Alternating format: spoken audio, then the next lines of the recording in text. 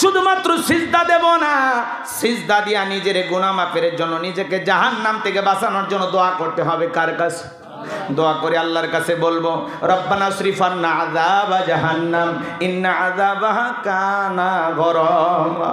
হে আমাদের রব, ওই কঠিন জাহান্নামের আগুন থেকে আমাদের মুক্তি দাও। ওই জাহান্নামের আযাব শাস্তি সহ্য করার ক্ষমতা আমাদের নাই।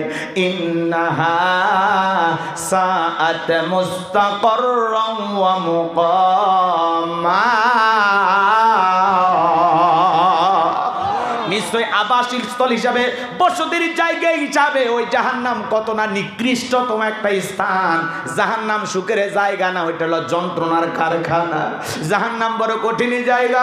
আমার আল্লাহ রাব্বুল আলামিন বলেন, ইন্না জাহান্নামা কানাত মিরসাদা লিত্তাগিনা মাআবা লাবিসিনা ফিহা আহকাবা লা ইয়াযুকুনা ফিহা বারদান ওয়ালা শারাবা ইল্লা হামিমান ওয়া গাসসাকা। আবার আল্লাহ রাব্বুল আলামিন বলেন, ইন্না জাহান্নামা কানাত মিরসাদা, নিশ্চয়ই জাহান্নাম উৎপিত রয়েছে ফুলসিরাতের কিনারায়। শিকারি ধরার জন্য যেমন ফাঁদ পাতা হয়, এবার জানো আমার, শিকারি ধরার জন্য যেমন ফাঁদ পাতা হয়, ফুলসিরাতের কিনারায় জাহান্নাম তেমনি ভাবে ওৎপিত রয়েছে আল্লাহর অবাধ্য নাফরমান গুনাহগার বান্দাদের ধরার জন্য। এটা হলো তাদের আবাসস্থল। এই জাহান্নামের আগুনে যারা জ্বলবে, বাজান গো আমার, এই জাহান্নামের আগুনে যারা জ্বলবে পড়বে, বছরের পর বছর কেটে যাবে। একটা মানুষ কত লক্ষ বছর, কত কোটি বছর জাহান্নামের আগুনে জ্বলবে, এর সঠিক এলেমার জ্ঞান আছে কার কাছে? ওই জাহান্নামের আগুনে জ্বলতে জ্বলতে পুড়তে পুড়তে জাহান্নামীদের চেহারা হয়ে যাবে কয়লার মতো কালো। দুনিয়ার আগুনের চাইতে জাহান্নামের আগুনের পাওয়ার হলো 70 গুণ বেশি। ওই জাহান্নামের আগুনে জ্বলতে জ্বলতে পুড়তে পুড়তে আল্লাহর অবাধ্য বান্দারা ক্ষুধার্ত হয়ে যখন খাবার প্রার্থনা করবে, আমার আল্লাহ তখনও বলবে আমার এই জাহান্নামী বান্দাদেরকে জাহান্নামের তলদেশে এক ধরনের ফলের চাষ করা হবে, যেই ফলের নাম হলো জাক্কুম, কাঁটাযুক্ত ফল। এই ফলটা যখন জাহান্নামীদের হাতে হাতে দেওয়া হবে, ওই ফলটা পাওয়া মাত্র জাহান্নামীরা গলার ভিতরে দেবে। ওই ফলটা গলার মাঝামাঝি আটকে যাবে, ভিতরেও যাবে না, বাহিরেও আসবে না। যত গলা নাড়াচাড়া করবে কাঁটাগুলো ফুটবে আর ফুটবে, আর জাহান্নামীরা চিৎকার মেরে কেঁদে কেঁদে বলবে, আল্লাহ এ কেমন ফল খাওয়াইতে দিলাম আলী, ভিতরেও যায় না, বাহিরেও আসে না। এই যন্ত্রণা সহ্য করতে পারি না গো আল্লাহ। জাহান্নামীরা বারবার চিৎকার মারবে, যত গলা নাড়াচাড়া করবে কাঁটাগুলো ফুটবে আর ফুটবে, আর জাহান্নামীরা যন্ত্রণায় ছটফট করবে। এরপরে চিল্লাইতে চিল্লাইতে ডেকে বলবে, আল্লাহ আমাদেরকে পানি পান করাইতে দাও, পানি দাও, পানি দাও। জাহান্নামের অপরাধী বান্দারা যখন পানি পানি বলে চিৎকার মারবে, আমার আল্লাহ ডেকে বলেন, লা ইয়াযুকুনা ফিহা বারদা ওয়ালা শারাবা, তাদেরকে মিনারেল ওয়াটার দেওয়া হবে না, ঠান্ডা কোনো পানি দেওয়া হবে না, যে পানিটা পান করে জাহান্নামী তার বুকের জ্বালা তৃষ্ণাকে নিবারণ করতে পারে, এমন পানির কোনো ব্যবস্থা থাকবে না। কেমন পানি দেওয়া হবে? ইল্লা হামিমা ওয়া গাসসাকা, এমন উত্তপ্ত ফুটান্ত গরম পানি জাহান্নামীদেরকে পান করানো হবে, যা পুষবে দিত কিছুই নয়। ওই জাহান্নামীরা যখন ওই পানিটা পান করবে, এ বাজান গো আমার, ওই গরম পানি যখন পান করবে, জাহান্নামীর লাড়ি ভুড়িগুলো গলে গলে পেছনে রাস্তা দিয়ে বের হয়ে যাবে। ওই জাহান্নাম বড় কঠিন জায়গা। ওই জাহান্নাম নিয়ে যদি আলোচনা করি বাজান, 2-3 ঘন্টা আলোচনা করে শেষ হবে না। এত সময় আমার হাতে নাই, সংক্ষিপ্ত কথা বলে দিতে চাই। ওই জাহান্নাম বড় কঠিন জায়গা। বলেন তো বাজান, জাহান্নামীদের যে এত এত শাস্তি হবে, সর্বনিম্ন শাস্তি হলো এক জোড়া পায়ে জুতা পরে থাকবে। জাহান্নামের স্যান্ডেলটা পরিধান করার কারণে ও বাজান গো আমার, তার পুরো দেহটা এত গরম হয়ে যাবে, মাথার মগজগুলো টকবক করে গলে গলে পড়বে। জাহান্নামীরা যখন ওই গরম পানি চেহারার সামনে নিয়ে আসা হবে, চেহারাটা ঝলসে যাবে, দেখে গোস্তগুলো খসে খসে পড়বে। জাহান্নামে কত ধরনের আযাব হবে, কত ধরনের শাস্তি হবে, আলোচনা করে শেষ করা যাবে না। বলেন তো বাজান, জাহান্নামের শাস্তি আল্লাহ তাআলা এই কথাগুলো কোরআনুল কারীমের ভিতরে বলে দিয়েছেন। বলেন তো ঘটনা ঘটেছে না ঘটবে? আল্লাহ তাআলা আগে কেন জানায়া দিলেন, অ্যাডভান্স কেন বলেন? সতর্ক করার জন্য, বান্দাকে সাবধান করার জন্য। বান্দা পাপের কাজ করো না, গুনাহের কাজ করো না, শয়তানের ওয়াসওয়াসায় পড়ে নিজের জীবনটাকে শেষ করে দিও না। এখন নিজেকে জাহান্নামের আগুন থেকে বাঁচায়া জান্নাতের রাস্তায় পরিচালিত করো। কথা বলে ঠিক কি না? এ বাজান, জাহান্নামের 1 সেকেন্ড সহ্য করার মতো জাহান্নামের আগুন 1 সেকেন্ড সহ্য করার মতো শক্তি আপনার আমার দেহে নাই।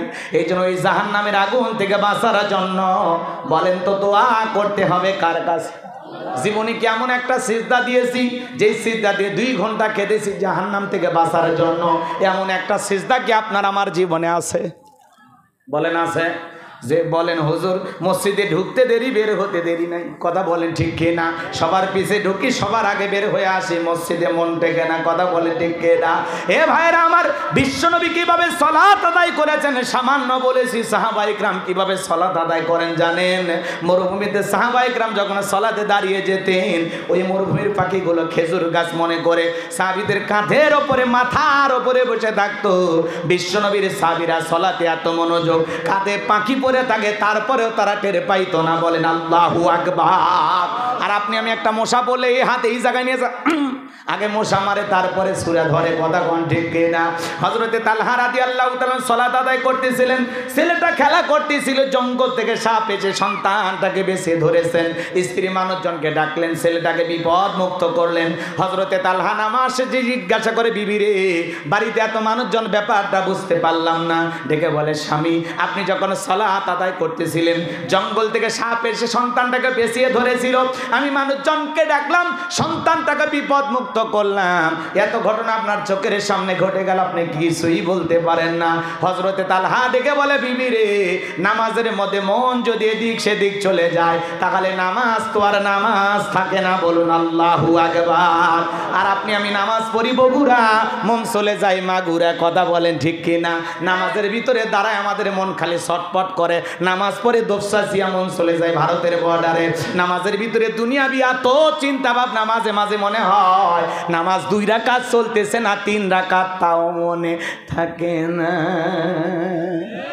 কথা কয় না? এরকম নামাজ আছে না নাই? মাঝে মাঝে নামাজের ভিতরে সিজদা 2টা হইল না, 1টা হইল, মনে থাকে না, ব্রেক করি, ভাবি ভাবি। কথা বলে না? আছে না নাই? এই জন্য আমি গোলাম রব্বানি কইলে অনেকে দোষ মনে করে, আমাদের পাগল মন খালি ছটপট করে। কথা কয় না? পাগল মন রে, মন কেন উল্টো পাল্টা বলে? ও পাগল মন রে, মন কেন মসজিদে না যায় রে? আল্লাহ রে, কোন দুনিয়ায় পাঠাইলাই আমারে? বর্তমানের নারী পুরুষ সমান সমান মাপ, লম্বা চুল কাটিয়ে আবার মাথায় লাগাই ক্যাপ। আল্লাহ রে, কোন দুনিয়ায় পাঠাইলাই আমারে? হিন্দি গানের টান মারিয়া রাস্তা হাইটা যায়, আবার কারো সুরে সুরে বুকটা ফাইটা যায়। আল্লাহ রে, কোন জামানায় পাঠাইলাই আমারে? জিন্সের প্যান্ট শার্ট পরিয়া রাস্তা হাইটা যায়, পুলানা মাইয়া ওইটা সেনা বড় দায়। আল্লাহ রে, কোন জামানায় পাঠাইলাই আমারে? আছে না নাই? এমন কায়দায় সাজুগুজু করে, ভালো করে বুঝবেন, এমন কায়দায় সাজুগুজু করছে, কানে পড়ছে দুল, কপালে পড়ছে টিপ। কাছে যদি যা বলেন, জিজ্ঞাসা করেন বিলকিস আপা বলেন আমি আবুল। আছে না নাই? বুখারী শরীফের স্পষ্ট হাদিস, আল্লাহ রাসূল বলেছেন, কোন পুরুষ যদি নারীর বেশ ধারণ করে আর কোন নারী যদি পুরুষের বেশ ধারণ করে, আল্লাহর লানত তাদের উপরে। কথা বলে ঠিক কি না? আমার ভাইয়েরা, এদেশে পোশাকের এত স্বাধীনতা আছে, যার যা মনে চায় তাই পরে। এরপরে এক শ্রেণীর মা বোনেরা ঢাকা শহরে আন্দোলন করে বলে পোশাকের স্বাধীনতা চাই।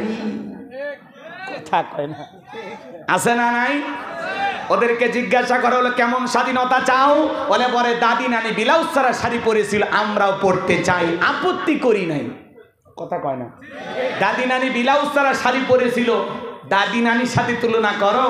আগেকার দাদি নানি ব্লাউজ ছাড়া শাড়ি পরেছিল, এখন গরমের কারণে পরুক আর অভাবের কারণে পরুক, দাদি নানি ব্লাউজ ছাড়া শাড়ি পরিয়া তারা ঘরের কোনায় লুকিয়েছিল। তারা কি বিশ্ব রোডে শাড়ি পরিয়া আন্দোলন করে বলেছিল আমি তোমার দাদি, দেখে যাও শাড়ি পরেছি? বলেছিল কোনোদিন? বলে নাই। দাদি নানির তুলনা দাও।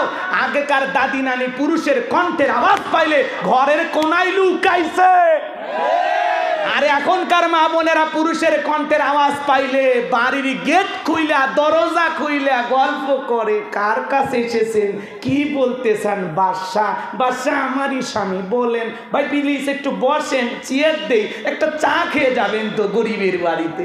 এমন কায়দায় ডাকে মনে হয় মায়ের পেটের ভাই।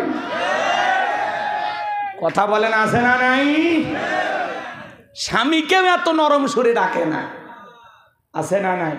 আপনারাই বলেন, একটা অপরিচিত পুরুষ যদি আপনার বাড়ির দরজায় আসে, আপনার বউ দেখা করা জায়েজ? জায়েজ না হারাম? হ্যাঁ, বাড়ির গেট খুলে গল্প করে, আসেন বসেন একটা বিস্কিট খেয়ে যান, এমন কায়দায় ডাকে, ওরে সোনালি। আছে না নাই? কি ব্যবহার!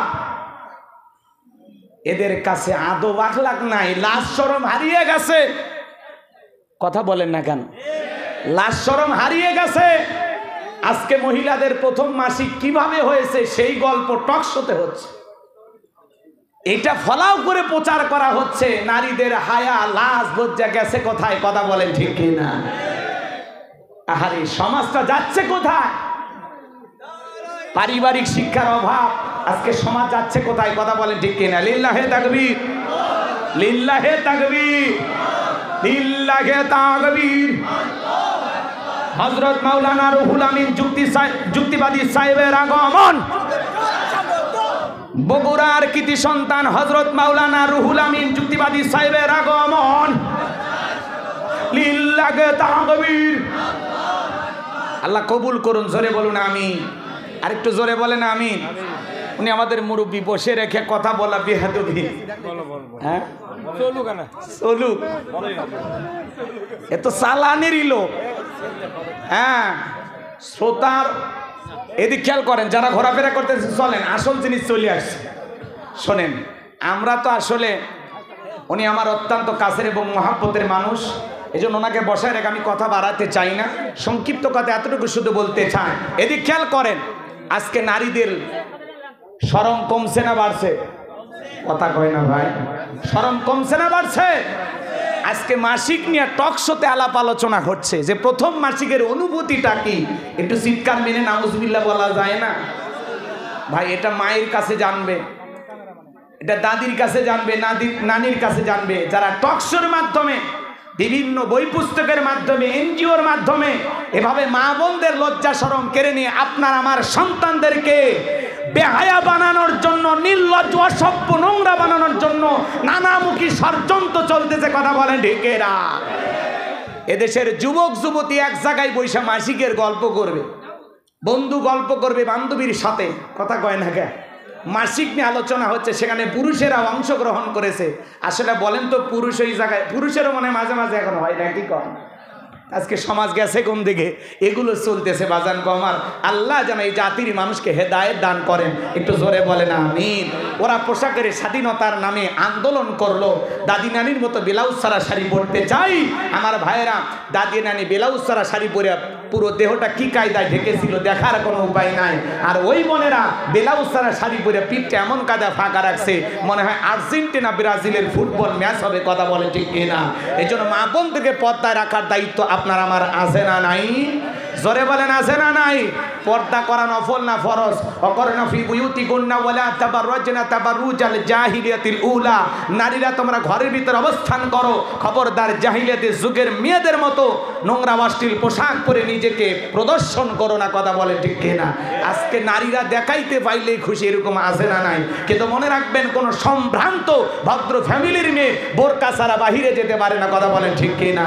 এই জন্য যে মহিলা ঢিলা ঢালা বোরকা পরে হাত মোজা পা মোজা পইরা রাস্তাতে হেঁটে যায়, মনের অজান্তে শ্রদ্ধা সম্মানে মাথাটা নত হয়ে আসে। কথা বলেন ঠিক কিনা? পর্দা হলো প্রত্যেকটা নারীর অহংকার। হেজাব পর্দা নারীকে সিকিউরিটি দেবে, নিরাপত্তা দেবে। পর্দাশীল নারীর উপরে আল্লাহর রহমত নাজিল হবে। যে নারী পর্দা করবে, নামাজ পড়বে, কোরআন তেলাওয়াত করবে, তার পেট থেকে নামাজি সন্তান দুনিয়াতে আসবে। কথা বলেন ঠিক কিনা? এই জন্য মা বোনদেরকে পর্দায় রাখবেন তো ইনশাআল্লাহ। আল্লাহ কবুল করুন। জোরে বলুন আমিন। আরেকটু জোরে বলুন আমিন। আমি একটা পয়েন্ট নিয়ে কেবল আলোচনা করছিলাম। আসলে আজকে ওই যে সালাম ভাই যে কথা বলল, আব্দুল সালাম ভাই বললো না, আলোচনা শুরু হবে কিন্তু শেষ করার কোনো কায়দা থাকবে না। কথা বলে ঠিক কিনা? তাহলে এক নাম্বার গুণাবলী আল্লাহ তাআলা বলেন আল্লাযীনা হুম ফি সলাতিহিম খাশিউন। অবশ্য এদিক খেয়াল করেন, এক নাম্বার গুণাবলী যারা নিজেদের সালাত বিনয়ের সহিত, নম্রতার সহিত আল্লাহর ভয় নিয়ে আদায় করে। 5 ওয়াক্ত সালাত আল্লাহর ঘরে গিয়ে আল্লাহর ভয় নিয়ে কারা কারা আদায় করবেন, 2 হাত তুলে আল্লাহকে দেখান। আল্লাহ আমাদের সবাইকে 5 ওয়াক্ত নামাজি বানায় দেন। জোরে বলেন আমিন। একটু হাত টান টান করে তোলেন, সবাই টান টান করে তোলেন। নামাজ পড়বেন তো ইনশাআল্লাহ? আল্লাহ কবুল করেন। জোরে বলেন আমিন। হাত নামান। ভাইরা আমার, আমরা নামাজ পড়তে চাই।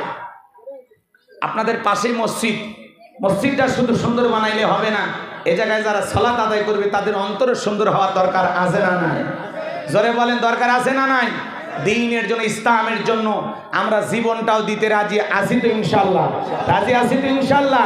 আজকে নানা মুখে ষড়যন্ত্র চলতেছে, এই ষড়যন্ত্রের দাঁত ভাঙা জবাব দেওয়ার জন্য মুসলমানকে তৈরি থাকা